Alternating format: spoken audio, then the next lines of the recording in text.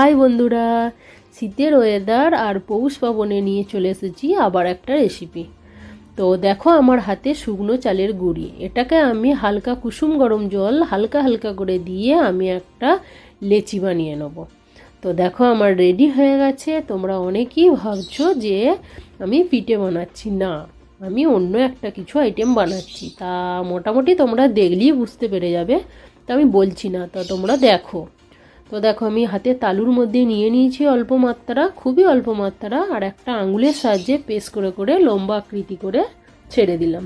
Same পজিশনে same করে এভাবেই করে নেব। তো তোমরা মোটামুটি দেখে অনেকেই বুঝতেই পেরে গেছে, আর বলার কিছু নাই।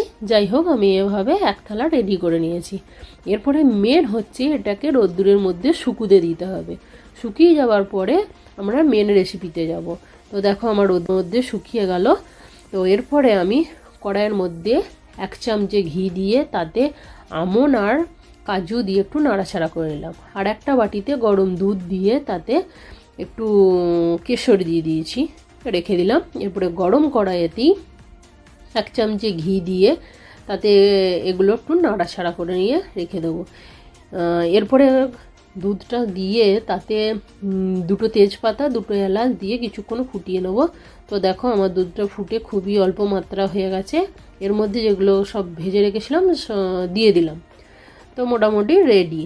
তো এরপরে মেন হচ্ছে মিষ্টিটা তোমাদের নিজেদের অনুপাতে যে যেমন খাও সেরকম আন্দাজ মতন দিতে হবে। তো আমি চিনি আর গুড় দুটোই মেনটেন করে দেবো, তোমরা চাইলে শুধু চিনিরও দিতে পারো। যাই হোক, আমি দুটো দিয়ে মোটামুটি রেডি করে নিচ্ছি।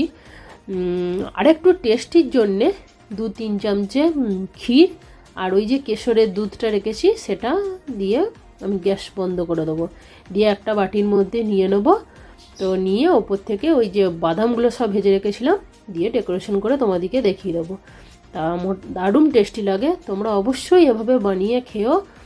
আর আমার রেসিপিটাও দেখো, দেখে কেমন লাগলো সেটাও কমেন্টে জানিও। আর পৌষ পার্বণে কার কার বাড়িতে এরকম রেসিপি হচ্ছে বা পিঠে হচ্ছে সব কমেন্টে আমাকে জানিও। বাই।